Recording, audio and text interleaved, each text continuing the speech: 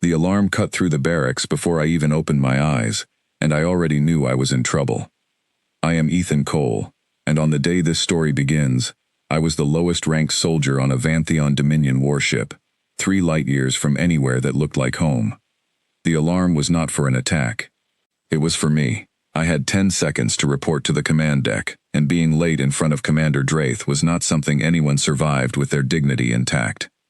I ran through corridors built for bodies taller than mine, past alien crew members who did not bother to move aside. By the time I reached the command deck, sweat had soaked through my uniform, and Draith was already waiting with his arms folded across his chest plate, his 4 eyes narrowed in a way that told me exactly how this conversation would go. "Human," he said, the word sounding like an insult no matter how he used it. "You are 11 seconds late." "Yes, sir," I said. There was no point arguing. Arguing had never worked before, and it would not work now. "Do you know why the Dominion still allows your species aboard our ships?" he asked, though he did not want an answer. "Because your kind is cheap, and because your kind is willing to stand where our kind will not." I had heard this speech before, in different words, from different officers, on different days. Humanity had signed the Coalition Compact 11 years earlier, trading soldiers and labor for protection and technology we could not have built ourselves in 100 lifetimes. It sounded fair on paper. In practice, it meant men and women like me, cleaning cargo bays, standing guard on the coldest decks, and taking the assignments no alien wanted. "You will report to escort duty," Draith said. "The Queen's convoy departs within the hour. You will stand at the outer perimeter, where you belong." I did not ask questions. Questions were a luxury for people whose lives were worth listening to. I walked away from the command deck already knowing this assignment meant nothing. Escort duty on the outer perimeter was where they put soldiers they wanted to forget existed. I had done it a dozen times. Stand still, watch a door nobody would ever try to open, feel invisible for 6 hours, then go back to a bunk barely large enough for my shoulders. On my way to the armory, I passed Mira Voss, the only other human on this vessel, and the closest thing I had to a friend since leaving Earth. She fell into step beside me, her boots striking the metal floor in a rhythm that matched mine. "Let me guess," she said. "Perimeter duty again." "You know me too well," I said. "I know Draith too well," she said. "He gives you the worst jobs because he knows you will not complain." "That is not a compliment, Ethan. That is a warning." She was probably right. She usually was.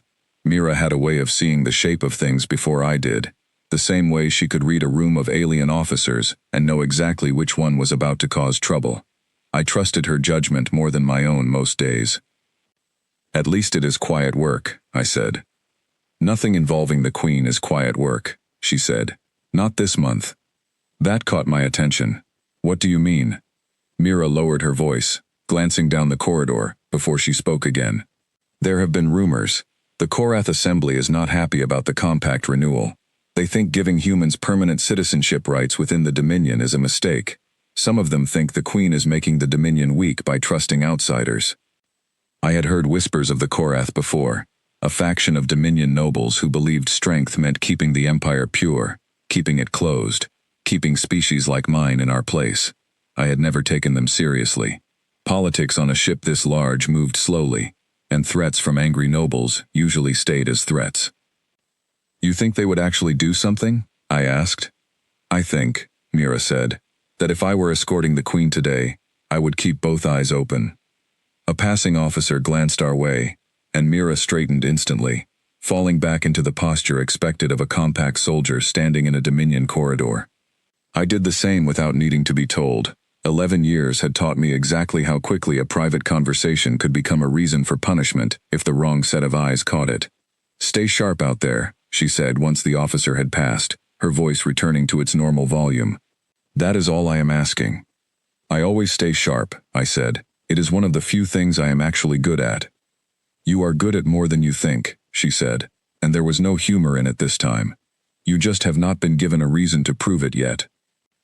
I did not know what to say to that, so I said nothing, and she offered a small nod before we reached the corridor junction where our paths would separate.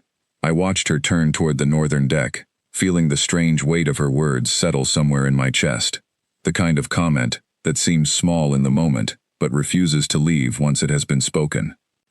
I found myself thinking, briefly, about the day I signed my name at a recruitment office back on Earth, when the compact was still new enough that recruiters spoke about it like a promise rather than a policy.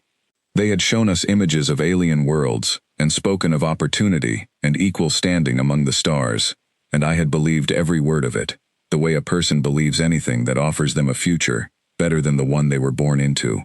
11 years later, I understood the distance between what had been promised and what had actually been delivered, and that distance had only grown wider with time. We reached the armory, and she peeled off toward her own assignment on the ship's northern deck, leaving me with her words sitting uncomfortably in my chest. I told myself it was nothing. Nobles complained. Nobles postured. It rarely turned into anything more than speeches and closed-door meetings that never touched soldiers like me. I collected my gear, a standard-issue rifle that felt heavier than it should have, and armor that had been designed for alien proportions and only loosely adjusted to fit a human frame. It never sat right on my shoulders. I had learned to live with the discomfort the same way I had learned to live with everything else about this life, one uncomfortable day at a time. The convoy departure bay was already crowded when I arrived, filled with Dominion guards in polished ceremonial plating, standing straighter and prouder than I ever managed to. I found my position at the outer edge, exactly where Dreyeth had promised, far from anything that mattered. That was when I saw her for the first time up close. Queen Leora Vantheon moved through the bay surrounded by advisors, her presence commanding attention without her needing to ask for it. She was tall, even by Dominion standards, with pale gold skin and eyes that seemed to measure everything they landed on. I had seen her from a distance before, in briefings and broadcasts, but never this close. Never close enough to feel the weight of her attention if it ever turned toward me. It did, for exactly 1 second. Her gaze passed over the line of guards, over me, the way someone's gaze passes over furniture, in a room they have walked through 1,000 times. There was no recognition in it, no curiosity. I was a shape in a uniform, nothing more. I told myself that was fine. That was the arrangement. I was not here to be seen. I was here to stand where I was told, and disappear into the wall behind me. An advisor beside her leaned in and murmured something I could not hear. The Queen's expression tightened for half a second before smoothing back into practiced calm. Whatever the advisor said, it was not good news. The convoy began to move soon after, a line of transport vessels gliding out from the ship's departure bay into open space, the Queen's craft positioned in the center, surrounded by escorts on all sides. My assignment placed me on one of the outer transports, far from the Queen's ship, exactly the kind of posting Dreyeth intended when he called it perimeter duty. I stood near the transport's rear hatch, rifle held at rest, watching stars slide past the viewport in long silver streaks. Beside me, another guard, a Dominion soldier twice my size, said nothing the entire first hour. Silence suited me fine. It gave me time to think, and my thoughts kept circling back to what Mira had said. If I were escorting the Queen today, I would keep both eyes open. I told myself I was being paranoid. Nothing about this convoy looked different from a dozen others I had guarded before. The escort ships moved in formation. The sensors showed clear space in every direction. Command channels carried nothing but routine chatter between pilots checking headings and engineers confirming system status. And yet something in me refused to settle. I thought about home, briefly, the way I always did during long quiet stretches like this one. I thought about the recruitment office where I signed my name, believing I was choosing a future better than the one waiting for me on a planet already stretched thin by too many people and too few opportunities. I thought about the promises made to every human recruit, that our service would earn us something, respect, security, a place among the stars instead of scraping by beneath them. Most days I believed none of it had come true.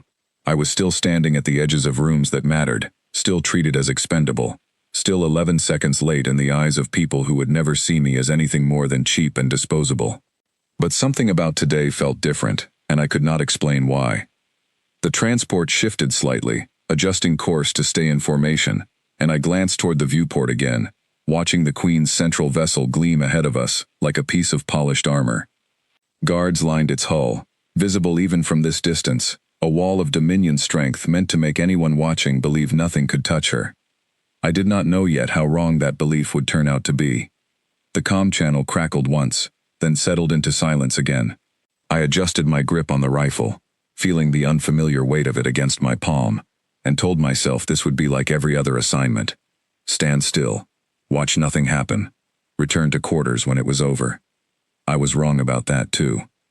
Somewhere ahead of us, hidden in the dark spaces between stars where sensors struggled to reach, something was already moving toward the convoy, patient and precise, waiting for the exact moment when the Queen's Guard would be spread thin enough to matter. I had no way of knowing this yet. I only knew that the stars outside the viewport had stopped feeling peaceful, and that somewhere deep in my chest, the same instinct that once told me to run through those corridors as fast as my legs could carry me, was now telling me to stay alert, no matter how far from the center of things I had been placed.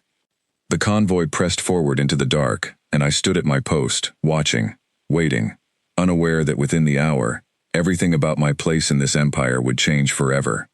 20 minutes into the transit, the Dominion soldier beside me finally spoke, breaking the silence I had grown used to. "You keep checking the sensor display," he said. "Something bothering you, human?" "Just being careful," I said.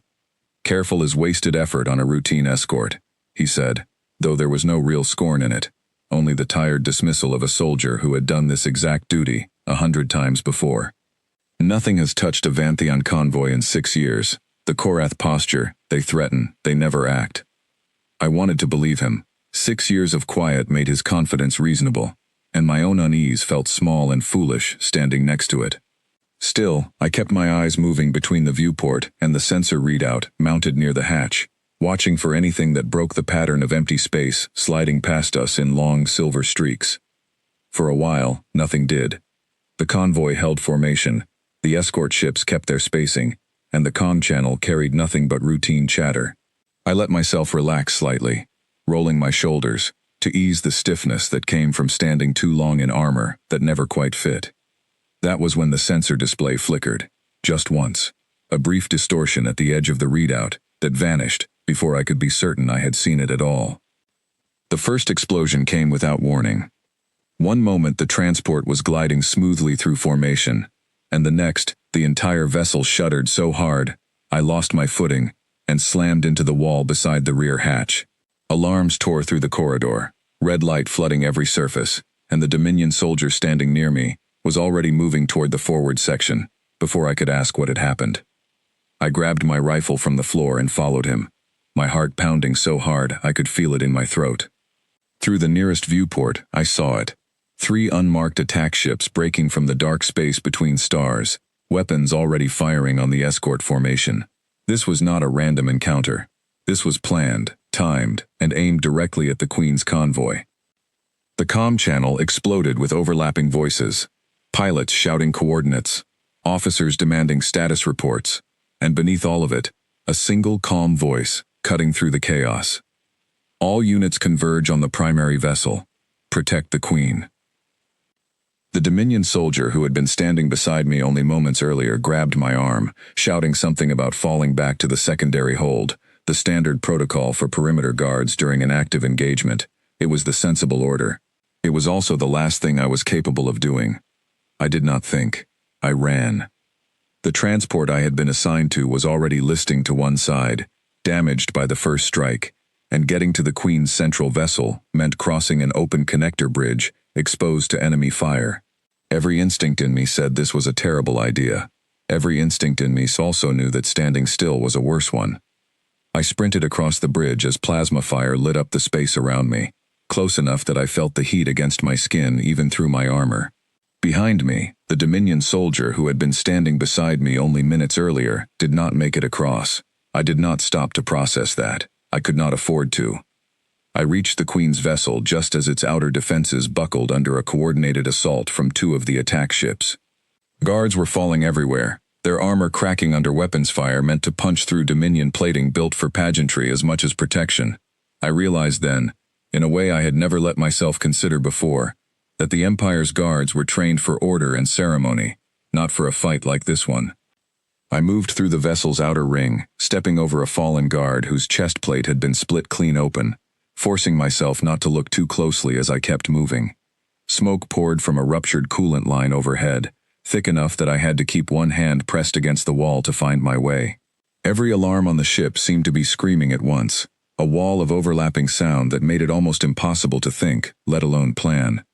A second explosion rocked the corridor somewhere behind me, close enough that the floor buckled beneath my boots, and threw me hard into the opposite wall. I caught myself before I fell, ignoring the ringing in my ears, and kept moving toward the sound of voices ahead, the only direction that mattered now. A section of ceiling paneling gave way just ahead of me, dropping in a shower of sparks that forced me to duck low and cut through a side passage instead. The detour cost me precious seconds, and every second felt like it mattered more than the last. Somewhere beyond the smoke, I could hear weapons fire growing closer to what I judged must be the Queen's chamber, sharp bursts overlapping with shouted commands, in a language I only partially understood, after 11 years of hearing it spoken around me. 2 Dominion guards came around the corner in front of me, already retreating, weapons raised toward whatever was chasing them. One of them saw me and shouted something I could not make out over the noise, waving me back the way I had come. I did not slow down. Whatever was happening ahead, it was happening near the Queen's chamber, and that was exactly where I needed to be. I pushed through a breached corridor and found myself in the Queen's private chamber, where Leora Vantheon stood, surrounded by 3 remaining advisors, her composed expression finally cracking under the weight of what was happening around her. She was not screaming. She was not panicking. But her eyes carried a fear I recognized instantly, the fear of someone who has never truly believed they could die, suddenly understanding that they might. "Get her to the escape pod," one advisor shouted, but the corridor leading to the pod bay was already collapsing under structural damage from the attack. Another advisor, an older woman whose hands trembled as she gripped a comm unit, was screaming coordinates into the channel, begging for any nearby escort to respond. No one answered. Every ship close enough to help was already fighting for its own survival somewhere else along the convoy line. I did not think about rank. I did not think about the 11 years of being told my life mattered less than the ones I was sent to protect. I moved toward the Queen without hesitation, positioning myself between her and the breached entryway, just as 3 armed figures in unmarked combat suits stepped through the smoke. "Get behind me," I said. She did not argue. Whatever she thought of humans, whatever the Dominion had taught her about my species, in that moment, she understood exactly what I was offering, and she took the space behind my shoulder without a single word of protest. The lead attacker's visor caught the light for half a second as he raised his weapon, and in that instant, I understood he had already decided the Queen was as good as dead.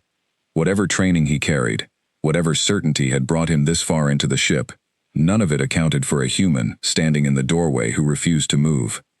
The first attacker fired, and the shot caught me square in the chest. I had never been hit by a weapon like that before, and the impact felt like being struck by a moving vehicle, every bone in my ribcage screaming under the force of it. I staggered but did not fall. I raised my rifle and returned fire, forcing the attacker back through the doorway, buying seconds that felt like hours. Behind me, I heard the Queen's breath catch, sharp and sudden, and some distant part of my mind registered that she had never watched anyone take a hit like that before, let alone remain standing afterward. There was no time to explain it to her. There was barely time to think at all. The second shot hit my shoulder, spinning me half around, and I felt something tear beneath the armor that had never fit me properly in the first place. Pain flooded through my arm, but I forced my hand back to the rifle's grip, refusing to let it fall. "Move," I said to the Queen, and this time my voice came out rougher than I intended, but she obeyed instantly, shifting further behind me as I pushed forward to hold the doorway. One of the advisors, a younger man I did not recognize, tried to pull a sidearm from a locked cabinet along the far wall, his hands shaking so badly he nearly dropped it twice before managing to free it. He fired once toward the doorway, missing badly, and one of the attackers turned enough to return fire in his direction. The shot went wide, striking the wall beside the advisor's head, close enough to send him diving for cover behind an overturned table. It was not much, but it forced one attacker to split his attention, and in a fight measured in seconds, that was worth more than it looked.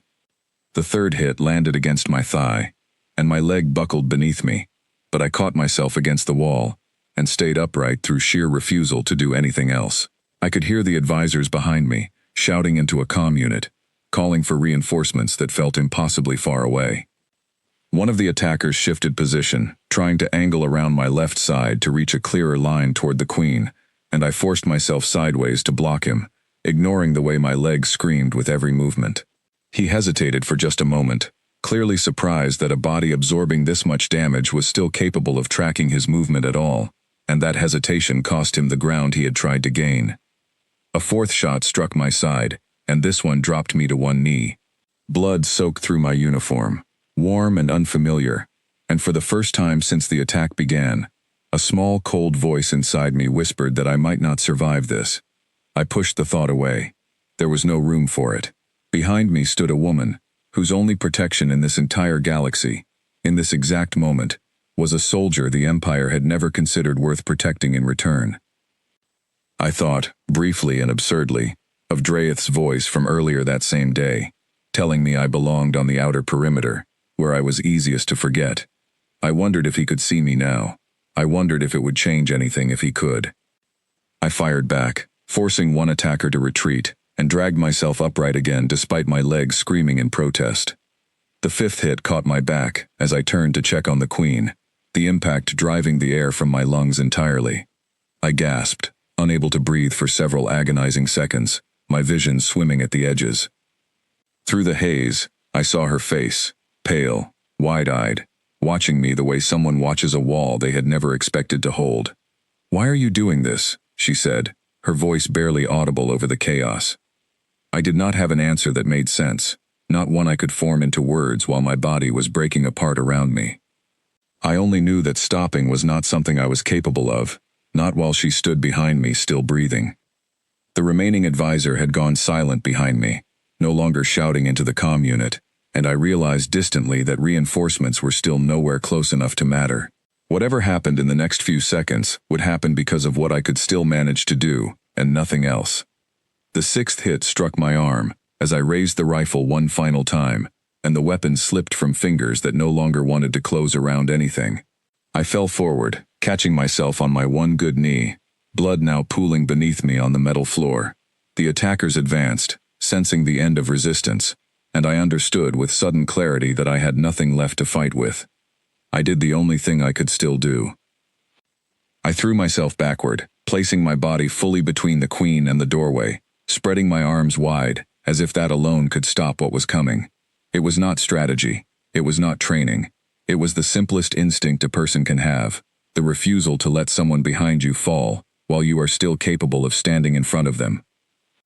The seventh hit struck me directly in the chest, and this time there was no staggering, no catching myself against a wall. The impact threw me backward into the queen's arms, as darkness rushed in from every direction, swallowing the sound of her voice, swallowing the chaos of the fight, swallowing everything except one final, fading thought.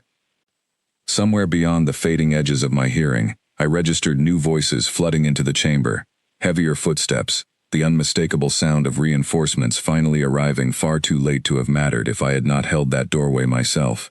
Whatever happened after that moment, whether the remaining attackers were captured or driven off entirely, was a detail my mind no longer had the strength to hold on to. I had done what I came here to do. The last thing I registered before consciousness slipped away entirely was the sensation of hands, smaller and steadier than I expected, catching me before I hit the ground, and a voice, close to my ear, speaking words I could not understand through the roaring silence closing in around me. Then there was nothing at all. Pain came back before anything else did. It arrived in waves, dull and distant at first, then sharper, until it settled into a steady throb that seemed to reach every part of my body at once. I became aware of sound next, a soft rhythmic beeping somewhere close by, and beneath it, the low hum of machinery I did not recognize. My eyes felt too heavy to open, but I forced them anyway, blinking against a soft white light that stung after so much darkness. I was lying on a medical bed unlike anything I had seen before, surrounded by equipment that pulsed with a faint blue glow, monitoring vitals through sensors attached along my arms and chest. My uniform was gone, replaced by a simple gray garment, and thick bandaging wrapped around my torso where I remembered the worst of the impact's landing. I tried to sit up and immediately regretted it, pain lancing through my ribs hard enough to steal my breath. A hand pressed gently against my shoulder, guiding me back down before I could do more damage to myself. "Do not move," a voice said. "Not yet." I turned my head slowly, and my breath caught for an entirely different reason. Queen Leora Vantheon was kneeling beside my bed. Not standing. Not seated in some chair positioned at a respectful distance. Kneeling, her knees pressed against the cold floor of the medical bay, her posture lowered in a way I had never once seen from any Dominion noble, let alone the woman who ruled over an empire spanning more star systems than I could name.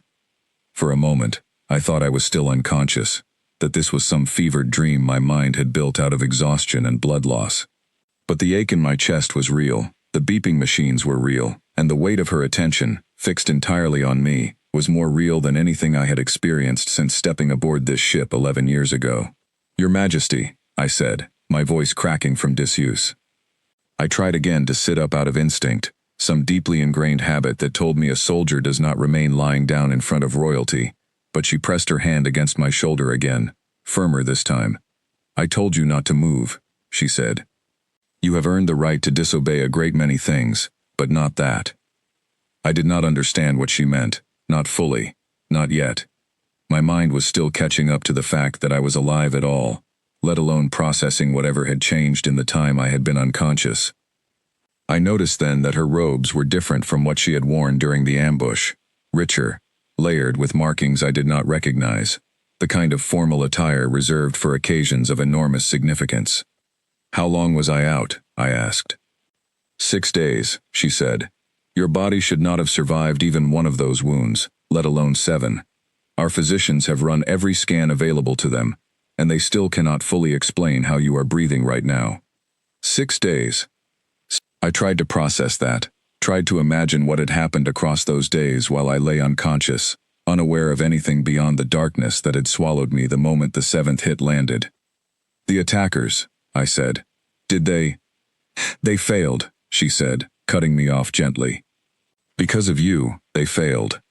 Relief washed through me, tangled together with confusion, at why she was still kneeling, why her expression carried something I could not quite name, something between gratitude and disbelief, and a kind of quiet reverence I had never expected to see directed at someone like me. "You should not be down there," I said. "It is not proper. I am nobody. I am a private assigned to perimeter duty. I am not worth kneeling for." Something shifted in her expression at that, a flicker of something sharper than sadness. "You are worth far more than you have ever been told," she said, "and you should know, Ethan Cole, that I am no longer only a queen." I stared at her, waiting for the rest of that sentence, though some part of me had already begun to guess what it meant. "My mother did not survive the attack," she said, her voice steady, despite the weight behind the words.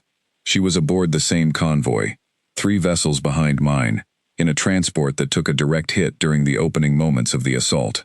The Dominion Council convened while you were unconscious. 6 days ago, I was crowned Empress of the Vantheon Dominion. I am sorry I was not there to help her too," I said. "I did not even know she was on the convoy." "No one outside her closest guard knew," the Empress said. "She traveled quietly, 3 vessels behind mine, exactly so that no threat aimed at me would reach her as well. It was a precaution she insisted on, for as long as I can remember. In the end, it made no difference. Whoever planned this attack knew her patterns as well as they knew mine." Her hands, I noticed, were clasped tightly in front of her, the only visible sign of the composure it was costing her to speak about this so plainly, so soon after losing her mother, while sitting beside the bed of the soldier who had saved her own life instead. "Her funeral rites were held 3 days ago," she continued. "Dominion tradition does not allow an empress to delay them, even for grief. I stood before the entire court and spoke words I had never expected to speak, for another 30 years at least. Then I came here, because I found I could not finish the day without seeing for myself that you were still breathing." The room seemed to tilt slightly, though I told myself it was only the lingering effects of my injuries. An empress, kneeling beside my bed, speaking my name as though it mattered, as though it was something worth remembering, rather than something to be forgotten the moment I stepped out of her sight. "I am sorry," I said, and I meant it, even though I barely knew the woman she had lost. "So am I," she said quietly, "but grief will have its place later. Right now, I need you to understand something. because I do not think you fully do yet." She reached toward the side of my bed and lifted a small data tablet, turning it so I could see the display. Footage played across the screen, grainy but clear enough. Security recordings from inside her chamber during the attack. I watched myself take the first hit, then the second, then continue forward despite injuries that should have ended the fight immediately. I watched myself take all 7, watched my body absorb damage that, by every standard I understood, no person should have walked away from. "Our physicians tell me a Dominion soldier would not have survived past the 3rd strike," she said. "Our best trained guards, bred and conditioned for combat since birth, could not have withstood what you withstood. And yet you did. A soldier we assigned to the outer perimeter because we believed your species was not capable of meaningful defense." I did not know what to say to that. I had never thought of myself as remarkable. I had spent 11 years being told, in ways large and small, that I was replaceable, that my body and my life carried less value than the ones I was sent to protect. Hearing the opposite now, from the one person in this empire whose opinion could reshape everything, left me struggling to find words that made sense. "I did what anyone would have done," I said finally. "No," she said, and there was something almost fierce in the way she said it. "You did what almost no one in this empire would have done, and everyone in this empire is now asking why."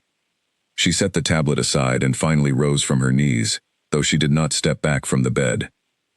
Standing now, she looked down at me with an expression I had not seen from her before, something steady and searching, as though she were trying to understand a puzzle that had been sitting in plain sight for years without anyone bothering to look closely enough. "The Korath Assembly organized the attack," she said. "They believed that if they removed my mother and myself in the same strike, they could seize control of the succession and end the compact with your species entirely. They believed your people were the weakness in our defenses. Instead, you became the reason 2 generations of my family are not both lying in a memorial chamber right now." "Do you know why they chose that moment?" I asked. "Why during the convoy, and not somewhere with less security?" "Because they knew the convoy route would spread our guards thin across multiple vessels," she said. "They studied our patterns for months. They knew exactly where the gaps would form. What they did not account for was a soldier assigned to those gaps who refused to stay in his assigned place when it mattered most." I thought back to standing at the outer perimeter, to the instinct that had pulled at me even before the attack began, the same instinct that told me something about that convoy felt wrong. I had dismissed it as paranoia. I had been ready to stand still and watch nothing happen, exactly as I had been trained to expect from myself. "The Council wants to speak with you once you are strong enough," she continued. "Some of them wish to honor you, others wish to study you, to understand how your body withstood what it did, and a smaller number, still loyal to Korath ideals even now, wish you had never survived at all." That last part did not surprise me.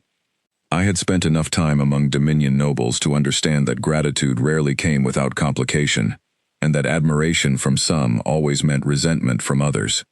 I let the words settle without responding immediately, watching the Empress's expression shift subtly as she waited for my reaction. "What happens now?" I asked. "To me, I mean. Do I go back to perimeter duty once I am healed?"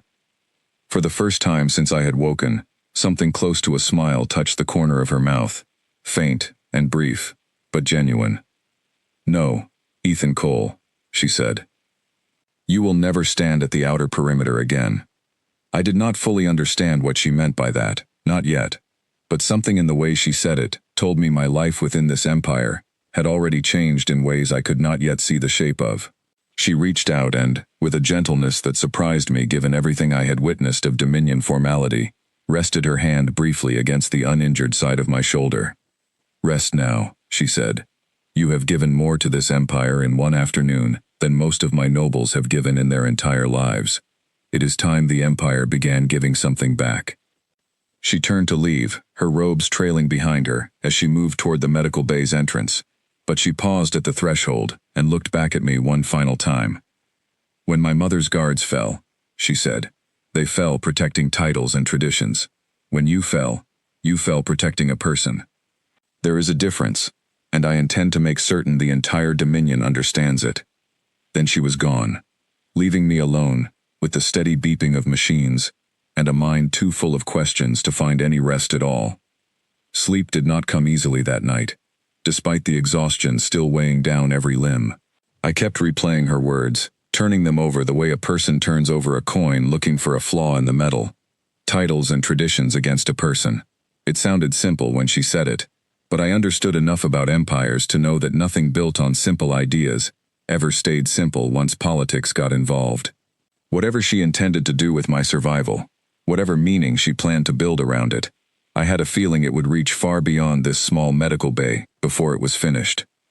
I thought about my parents back on Earth, who had not heard from me in the better part of a year, beyond the standard service updates the compact allowed. I wondered what they would think, seeing footage of their son standing in the doorway of an alien throne room, absorbing damage no reasonable person should have walked away from. I wondered if they would be proud, or simply terrified, or some tangled combination of both that I would not fully understand until I saw their faces again, whenever that turned out to be. At some point, exhaustion finally overtook the noise in my head, and I drifted into a shallow, uneasy sleep, one filled with fragments of the fight replaying in disjointed pieces, the sound of plasma fire, the weight of hands catching me before I hit the ground. When I woke again, sunlight, or whatever passed for it aboard a vessel this deep in Dominion space, was filtering through the room's single viewport, and for the first time since the attack, I felt something close to calm settle over me, however briefly it lasted, before the next set of questions came crowding back in. The following morning, a Dominion physician entered my room, carrying a data tablet filled with scans I did not fully understand. She introduced herself as Dr. Kessa, one of the lead physicians assigned to my recovery, and unlike most Dominion staff I had encountered, she spoke to me directly, rather than around me. "I have spent 6 days trying to explain what happened to your body," she said, pulling a chair beside my bed, and sitting without waiting for permission. "By every measurement we use for Dominion soldiers, you should not be alive. Your ribs fractured in 11 places. One lung partially collapsed. You lost enough blood that a Dominion body of comparable size would have failed within minutes." "But I did not fail," I said. "No," she said, studying me with open curiosity, rather than the wariness I usually received from Dominion officials. "Human tissue regenerates at a rate our own physiology cannot match. Your heart rate under extreme stress behaves differently than ours as well, redirecting blood flow in ways that kept your brain functioning even as the rest of your body absorbed catastrophic damage. We assumed for years that human soldiers were simply less durable than Dominion soldiers, because your frames are smaller and your weapons technology arrived later than ours. I am beginning to think we assumed wrong." "Is that good news or bad news?" I asked. "That depends entirely on who you ask," she said, closing the tablet. "To me, as a physician, it is the most interesting discovery of my career. To certain members of this council, I imagine it will be far less welcome." She left not long after, and her words stayed with me long after the door closed behind her. Another piece of a puzzle I was only beginning to understand the shape of. Mira found her way into the medical bay that same afternoon, slipping past a guard posted at my door, with the same ease she used to slip past every rule that ever stood between her and the people she cared about. She dropped into the chair Dr. Kessa had vacated, and studied me for a long moment before speaking. "They are saying you fought off 3 armed attackers alone," she said. "They are exaggerating," I said. "I mostly just refused to fall over." "From what I hear, that was the hard part," she said, and for the first time since the attack, I saw something loosen in her expression, relief finally allowed to surface, now that she could see for herself that I was still breathing. "I heard about your mother's convoy too. About the Empress, I mean. That is a lot of weight to be carrying while you are still healing." "I do not think weight cares whether I am ready for it," I said. "No," she agreed. "It rarely does." She reached over and squeezed my uninjured hand briefly, a small gesture that carried more comfort than any of the formal Dominion courtesies I had received since waking. "For what it is worth, Ethan, I always knew you were worth more than perimeter duty. I am glad the rest of this empire is finally starting to catch up." She stayed until a physician gently reminded her that I needed rest, and after she left, the quiet of the room felt different than it had before, less like isolation, and more like a pause before whatever came next. I lay there in the quiet, staring at the ceiling of a medical bay, built for a species not my own, and for the first time since arriving in this empire, I allowed myself to wonder if everything I had been told about my place among the stars might have been wrong from the very beginning. News of what happened aboard the convoy spread faster than my body could heal. By the time I was strong enough to walk the length of the medical bay without support, I had already learned that recordings of the attack were circulating across every major Dominion news channel. Somehow footage from inside the Queen's chamber, the same footage the Empress had shown me at my bedside, had been released to the public, and with it came a wave of reaction I never could have predicted. I found Mira on my 9th day of recovery, not in the medical bay this time, but in the small training hall reserved for injured personnel, working through rehabilitation exercises. Dr. Kessa had cleared me for light movement that morning, and I had used the freedom to walk the corridors on my own for the first time since waking, testing the limits of a body still stitching itself back together. Mira was leaning against the doorway when I arrived, arms crossed, watching me cross the room with an expression somewhere between relief and disbelief. "Look at you," she said, "upright and everything." "Barely," I said, easing myself onto a bench along the wall. "Dr. Kessa says I am not allowed to run for at least another week." "Small mercies," she said, sitting beside me. "Ethan, do you understand what is happening out there? Half the Empire is calling you a hero. The other half cannot decide whether to trust their own eyes." "I did not do it to be called anything," I said. "I know," she said. "That is exactly why it matters so much to them." She explained what I had missed while unconscious, how the footage had ignited fierce debate across Dominion territory. Some nobles argued that a human soldier withstanding 7 direct hits proved the compact was more valuable than anyone had previously believed, that species diversity within Dominion forces made the Empire stronger rather than weaker. Others, still loyal to Korath's sympathies even after the attempted coup had failed, argued the footage had been manipulated, or that my survival was some kind of anomaly that proved nothing about humanity as a whole. "And the Korath Assembly?" I asked. "What happened to them?" Mira's expression darkened. Most of the ones directly responsible for organizing the attack were arrested within 2 days, but the assembly itself was not fully dismantled. There are still nobles sympathetic to their cause sitting on the council, and they have not stopped pushing their agenda just because their first attempt failed. That did not surprise me. An empire this large did not change its mind in a matter of days simply because of one dramatic event, no matter how many people had witnessed it. Ideas that had taken generations to root themselves into Dominion culture would not disappear because of a single afternoon of chaos, however costly it had been for the people who caused it. I saw proof of that the following day, when I was cleared to walk the ship's main concourse for the first time since the attack. Some crew members stopped what they were doing entirely, turning to watch me pass with open curiosity, a few even inclining their heads in a gesture I recognized as respect, something I had never once received from Dominion crew in 11 years of service. Others looked away deliberately, their expressions unreadable, and one officer near the supply depot muttered something under his breath as I passed, that I chose not to ask him to repeat. Mira caught up with me near the observation deck, falling into step beside me the way she always did. "You are getting looks," she said. "I noticed," I said. "Good looks and bad looks," she said.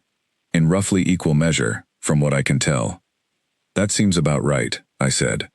"I did not expect everyone to suddenly change their mind." "No," she agreed. "But 3 weeks ago, nobody looked at you at all. That has to count for something." Not every encounter during those days was as easy to shrug off. 2 mornings later, I passed a junior officer named Halvern in the supply corridor, a man I had worked alongside without incident for nearly 2 years. He did not step aside the way others had begun to, nor did he offer the polite nod I had grown used to receiving. Instead, he planted himself directly in my path, arms crossed, forcing me to stop. "Enjoying your new rank," he said, in a tone that made clear he meant it as an accusation rather than a question. "I did not ask for it," I said. "No one ever asks for the things that make them dangerous to the rest of us," he said. "You bleed a little, and suddenly the council wants to hand your species keys to rooms the rest of us spent our whole lives earning access to. Some of us do not think that is fair." "I am not trying to take anything from you," I said. "That is easy to say now," he replied, "before the rest of your people start expecting the same treatment." He held my gaze a moment longer, then stepped aside without another word, leaving me standing in the corridor with a familiar weight settling back into my chest. The reminder that recognition from the Empress had not erased 11 years of quiet resentment built up around me, only exposed it more clearly than before. 3 days after that walk, I was summoned before the Dominion Council for the first time. I walked into the chamber still favoring my injured leg, wearing a formal uniform that had been provided for the occasion, one that fit me properly for the first time since I had joined the compact. The chamber itself was vast, circular, lined with seats occupied by nobles from every major house within the empire, their expressions ranging from curiosity to open hostility as I made my way to the center platform. Empress Leora sat at the head of the chamber, her posture composed, though I noticed the same steady attention in her eyes that I remembered from the medical bay. She rose as I reached the platform, and the entire chamber fell silent. 6 days ago, she said, addressing the assembled council rather than me directly. This soldier stood between myself and 3 armed attackers, while my own guards, trained from birth for combat, had already fallen. He was struck 7 times. He did not retreat. He did not fall back to protect himself. He remained standing until there was nothing left of his strength to give. Murmurs rippled through the chamber, some nobles nodding in agreement, others exchanging glances that carried far less approval. For 11 years, she continued, the compact has treated soldiers like Ethan Cole as expendable labor, assigned to the tasks our own people considered beneath their attention. I ask this council today, how many more soldiers have we underestimated in the same way? How many more lives have we dismissed simply because they did not match our expectations of strength? A noble near the front of the chamber rose to speak, an older Dominion man whose robes marked him as a senior member of one of the founding houses. With respect, Your Majesty, one soldier's actions do not represent an entire species. We cannot restructure Dominion policy around a single exceptional case. I do not ask you to restructure policy around exception, the Empress said. I ask you to consider the possibility that what we assumed was exceptional may simply be a truth we never bothered to test. The debate that followed stretched for nearly an hour, nobles arguing back and forth over what my survival meant for the broader relationship between the Dominion and humanity. I stood at the center of it all, largely silent, aware that my voice carried less weight in that room than the arguments being made about me, rather than by me. At one point, Commander Draith rose from his seat among the military delegation, and the sight of him standing there, in the same chamber where he had once told me I belonged at the outer perimeter because that was where soldiers like me belonged, sent an unexpected wave of tension through my chest. I do not dispute what this soldier did, Draith said, his voice carrying none of the disdain I remembered from our last conversation. I trained him. I assigned him to positions I believed suited his capabilities. I was wrong about those capabilities, and I say that plainly, before this entire council. The chamber fell quiet at that, several nobles turning to look at him with open surprise. I had not expected an apology from Draith, not in 100 years, and the fact that he offered one publicly, in front of the very council members whose approval he depended on, told me something had shifted in him that no speech from the Empress alone could have caused. That does not mean I believe every human soldier under this compact carries the same capabilities, he continued, and I felt my stomach tighten, waiting for the argument to turn against me after all. It means I believe we have been measuring the wrong things. We judged your species by size, by weapons technology, by the pace of your history compared to ours. We never measured what you were willing to endure for someone else's sake. I do not know how to weigh that against traditional Dominion metrics of strength, but I know now that I should have tried. He sat back down, without waiting for a response, and the chamber buzzed with quiet conversation, before the Empress raised her hand again, calling the room back to order. Soldier Cole, she said, turning toward me. This council would benefit from hearing your own words, if you are willing to offer them. I had not prepared anything, had not expected to be asked to speak at all, but I stepped forward regardless, aware of every eye in the chamber settling on me at once. I am not here to argue that humans are stronger than Dominion soldiers, I said. I do not know if that is true, and I do not think it is the right question to be asking. I stood in that doorway, because there was no one else standing there, and because the woman behind me was a person, not a title. I think we spend too much time measuring who is strongest, and not enough time asking who is willing to stand where it matters most. That is the only thing I can tell you with any certainty. The chamber remained quiet for a long moment after I finished, long enough that I began to wonder if I had said the wrong thing entirely. Then, slowly, several nobles began nodding, and even a few of the ones who had looked hardest at me with suspicion seemed to soften, however slightly, around the edges of their expressions. Eventually, the Empress raised her hand, and the chamber quieted once more. "I have made my decision," she said. "Effective immediately, Ethan Cole is granted full Dominion citizenship, an honor previously reserved only for members of Dominion species. He will be given the rank of Royal Guard Commander, a position that has not existed within human ranks in the history of the Compact. And he will personally advise this council on matters concerning the treatment and deployment of human forces going forward." The chamber erupted into a mixture of applause and protest, the sound overlapping until it became difficult to distinguish one from the other. I stood frozen at the center of it, trying to absorb the fact that my entire life within this empire had just been rewritten in the span of a single announcement. After the session ended, the Empress found me in a quiet corridor outside the chamber, where I had retreated to catch my breath and process everything that had happened. "You look overwhelmed," she said. "I am overwhelmed," I admitted. 6 days ago, I was standing at the outer perimeter, wondering if Draith would find another reason to remind me how little I mattered. Now I am supposed to advise an entire council. "Change rarely arrives gently," she said, "but I meant every word I said in that chamber. What you did was not exceptional because of some accident of biology, though our physicians are still trying to understand exactly how your body withstood what it did. It was exceptional because of a choice you made when every reasonable instinct would have told you to save yourself instead." "Not everyone in that room agreed with your decision," I said. "No," she said, "and they will not stop disagreeing simply because I have made it. The Korath sympathizers who remain will look for ways to undermine this, to undermine you, and to undermine the trust I am choosing to place in your species. I need you to understand that before you accept this position, this is not the end of the danger you faced aboard that convoy. In many ways, it is only the beginning of a different kind of fight." I thought about that warning as I walked back toward the medical bay that evening, my new rank sitting strangely on my shoulders, still unfamiliar and impossibly heavy. I had spent 11 years being told my life mattered less than the ones I protected. Now I was being told the opposite, loudly, publicly, in ways that had already made me a target for people who preferred the old arrangement. That night, as I lay in bed running my fingers along the scars still healing across my chest, I understood something I had not fully grasped before. Surviving the attack had not ended anything. It had simply changed the shape of the fight I was in, moving it from open combat into something quieter, more political, and in some ways, more dangerous than anything I had faced standing between the Empress and those 3 armed attackers. The Korath Assembly had lost their first attempt to reshape the Empire in their image, but empires this large did not surrender their old beliefs easily, and I had a feeling the people who wanted to see me fail were only just beginning to plan their next move. 3 weeks passed before that next move arrived, and when it did, it came from a direction I had not expected.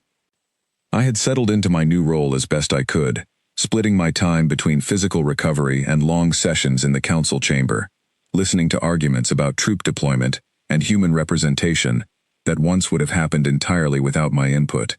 Mira had been reassigned to serve alongside me as part of a small honor guard, a decision the Empress made personally, insisting that I should not be surrounded only by Dominion soldiers still uncertain about my new position.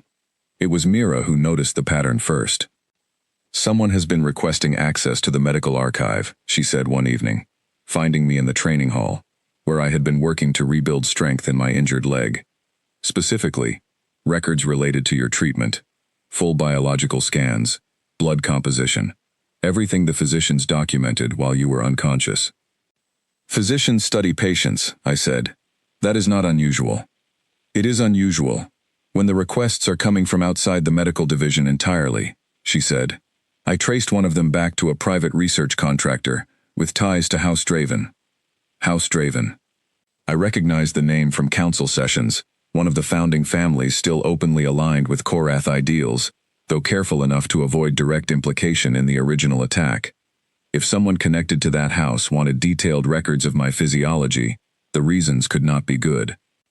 I brought the concern directly to the Empress that same night, finding her in a private study reviewing reports by lamplight, the kind of quiet, unguarded moment I rarely saw from her anymore.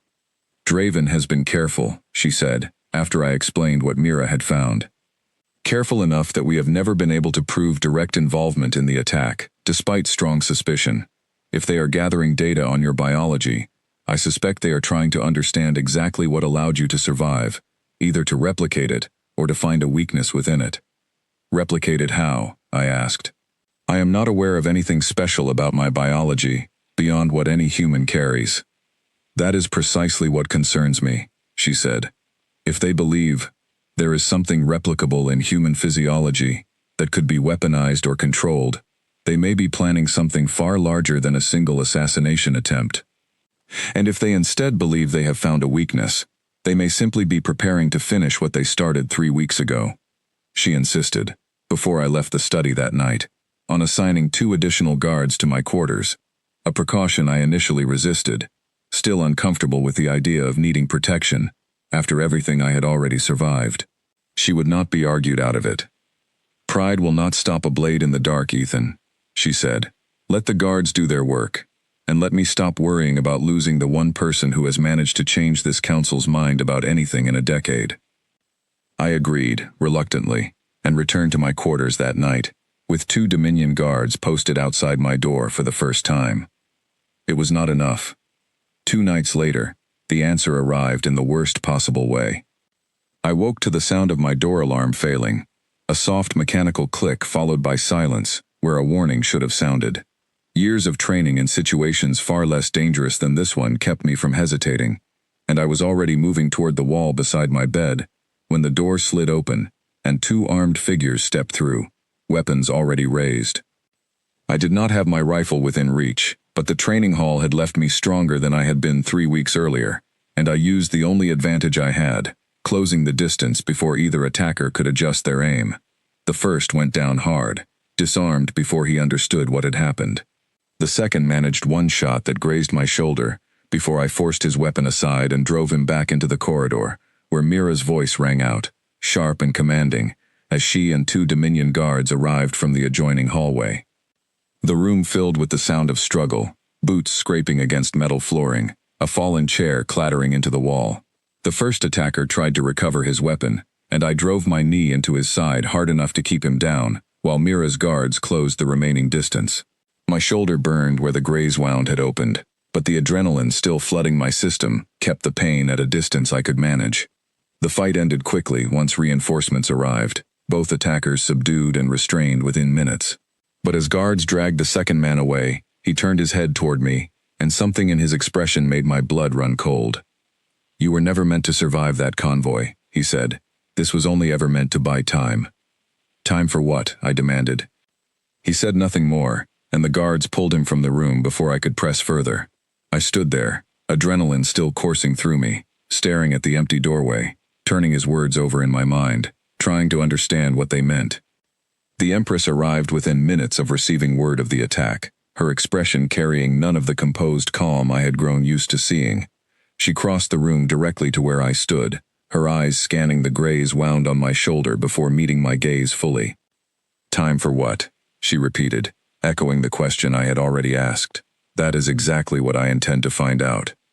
Interrogation of the captured attackers, combined with evidence gathered from House Draven's private research requests, revealed the truth over the following 2 days. The failed assassination attempt aboard the convoy had never been intended purely as a killing strike. It had been designed, from the beginning, as a distraction, a way to draw council attention and security resources toward investigating a single dramatic attack, while a much larger operation moved forward quietly in the background. I sat in on part of the interrogation at the Empress's request, watching through a viewing panel as a council investigator pressed the surviving attacker for details. The man was defiant at first, offering nothing but silence, until the investigator laid out the evidence already gathered from House Draven's research requests, financial transfers, and encrypted communications intercepted in the days following my second attack. Piece by piece, his composure broke down, and the full shape of the plan finally came into view. House Draven, along with several remaining Korath sympathizers, had been working to secure control over a series of border colonies, where human labor made up the majority of the workforce. Their plan involved manufactured unrest, staged incidents blamed on human negligence or incompetence, all designed to justify stripping compact protections from those colonies and replacing human workers entirely with Dominion labor loyal to their cause. The attack on the convoy, and my unexpected survival, had thrown their timeline into chaos, forcing them to accelerate plans that were never meant to move this quickly, which was exactly why the attempt on my life had come now, in a desperate effort to remove the one symbol standing in the way of their narrative. They believed if you disappeared quietly enough, the Empress told me afterward, as we reviewed the full report together in her private study, the public's attention would fade within weeks, and the border colonies would fall under their control before anyone outside their circle understood what had happened. They miscalculated twice. Once when they underestimated what you were willing to endure aboard that convoy, and again when they underestimated how carefully Mira Voss reads a pattern. I thought of Mira immediately, and made a note to thank her properly once this was fully behind us, though I suspected she would simply wave it off the way she waved off most things that made her uncomfortable to hear out loud. They needed you gone, the Empress explained, once the full scope of the plan had been laid out before the Council. As long as you stand as proof that human strength and human loyalty exist, their argument that humans are a liability within the Dominion becomes far harder to sustain. The final confrontation came not with weapons, but within the Council chamber itself, where evidence of House Draven's activities was presented publicly for the first time. I stood beside the Empress as the truth was laid bare before nobles who had once dismissed the idea that a coordinated conspiracy could exist beneath the Empire's surface. Lord Corvain Draven himself rose to answer the charges, his expression carefully neutral despite the weight of what had just been presented against him. Every piece of evidence shown here is circumstantial, he said. Research requests are not confessions. Financial records prove nothing beyond ordinary house business. 2 of your household guards were captured inside a Royal Guard commander's private quarters 3 nights ago, the Empress said, her voice cutting through the chamber with a calm that carried far more weight than shouting ever could. Both have confessed, in detail, to the operation your house financed. I would advise you to consider carefully how you wish this council to remember your final words within it. Draven said nothing further. His silence, more than any evidence presented before it, seemed to settle the matter for the nobles still watching from the gallery, several of whom had supported him only weeks earlier, and now found reasons to distance themselves from his cause entirely. House Draven's leadership was stripped of council standing within the hour, their holdings placed under Dominion oversight, their influence over border colony policy dismantled piece by piece over the following weeks. It was not a clean victory. Some Korath sympathizers remained within the council, quieter now, more careful, but not gone entirely. The Empress made clear to me, in the days that followed, that ideas rooted this deeply into an empire's history did not disappear because of one exposed conspiracy, no matter how thoroughly it had been dismantled. I returned to the border colonies myself in the weeks that followed, accompanying a council delegation sent to reassure the human workers there that the compact still stood behind them. I had expected suspicion, or at least exhaustion from people who had spent months hearing rumors that their protections might vanish overnight. Instead, I found something closer to quiet relief. Families who had heard the story of the convoy long before I arrived, who looked at me not as a stranger, but as proof that the arrangement they had built their lives around still meant something. An older woman named Grace Whitfield, who had worked the colony's atmospheric processors for nearly a decade, pulled me aside after one of the town meetings and pressed a small carved token into my hand, something she said her own grandmother had carried from Earth generations earlier. We did not know if anyone up there was actually listening, she said, nodding toward the sky. Now we do. I carried that token with me long after I left the colony, a reminder of exactly why the fight in the council chamber had mattered as much as the fight aboard the convoy ever had. Before I returned to the capital, I found Mira on the transport home, sitting alone near the observation window, watching the colony fall away beneath us. I sat down across from her without a word, and for a while, neither of us said anything at all. You did good work tracing those research requests, I finally said. None of this unravels without you noticing the pattern first. I just followed the thread, she said, though I could tell the acknowledgement mattered to her more than she let on. You are the one who keeps walking into the fire. Somebody has to, I said. Somebody does not have to be you every single time, she said, turning to face me fully. I mean that, Ethan. You cannot keep standing in every doorway for the rest of your life. Eventually the odds catch up with anyone, human resilience or not. I did not have a good answer for that, not one that would have satisfied either of us, so I let the silence sit between us instead, watching the stars shift slowly outside the window as the transport carried us back toward whatever came next. This will not be the last challenge, the Empress told me, standing beside me on a balcony overlooking the Dominion capital some weeks later, the twin suns of her homeworld setting slowly behind spires of pale stone. There will be other houses, other arguments, other attempts to convince the Empire that trust in your species was a mistake. I know, I said. Does that frighten you? She asked. I considered the question honestly before answering. It used to. Standing at that outer perimeter, I was afraid of being forgotten, of mattering so little that nothing I did would ever change anything. I am not afraid of that anymore. Whatever comes next, at least now I know my choices carry weight. She was quiet for a long moment, watching the horizon with an expression I had come to recognize as thoughtful rather than distant. The Council has approved a new position, one that has never existed before. A formal role bridging Dominion leadership and human representation. Someone who understands both worlds well enough to protect the interests of each. I would like you to consider accepting it. An ambassador, I said. More than that, she said. A permanent voice, ensuring no future council ever forgets what happened aboard that convoy, or why it mattered. I thought about home, about the recruitment office, where I had signed my name 11 years earlier, believing service among the stars would earn my species something more than survival. For years, that belief had felt naive, a promise made by people who never intended to keep it. Standing on that balcony, watching alien suns set over an empire that had once considered me disposable, I finally understood that the promise had not been broken. It had simply been waiting for someone willing to prove it true. I accept, I said. The formal ceremony took place 3 days later, in the same council chamber where I had once stood answering questions I never expected to be asked. This time, I stood at the center of the room, not as a soldier awaiting judgment, but as something the Dominion had never formally created before. A bridge between two peoples who had spent 11 years pretending equality already existed when it never truly had. Draith stood among the assembled officers as I took the oath, and when the ceremony ended, he approached me directly, something he had never once done during all our years of service together. I was wrong about you, he said simply. I intend to spend the rest of my career making certain I am not wrong about anyone else the same way. That is all any of us can do, I said, and for the first time since arriving in this empire, I extended my hand toward him, the way humans greet one another back on Earth. He studied it for a moment, unfamiliar with the gesture, then gripped it firmly in return. Mira stood near the back of the chamber throughout the ceremony, and when I found her afterward, she offered nothing but a knowing smile and a small nod, the kind of understanding that needed no further words between us. We had come a long way together, from a ship where we were the only two humans most crew members bothered to notice at all.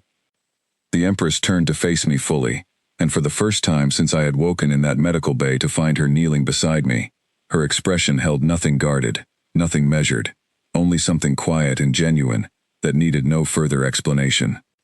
Then let the Empire learn, she said, exactly what it almost lost, and exactly what it has gained instead. I did not become a legend that day, and I never expected to. I was still the same man who had once stood at the edges of rooms that mattered, still uncertain, still carrying scars that ached whenever the weather shifted aboard Dominion vessels. But I had learned something standing between an Empress and the weapons meant to end her reign before it began, something no amount of dismissal or low assignment had ever managed to teach me during those 11 long years. Being underestimated had never meant being weak. It had only ever meant that no one had bothered to look closely enough to see what I was truly capable of, until the moment I gave them no other choice. And from that day forward, throughout every star system touched by the Vantheon Dominion, no one ever made that mistake again.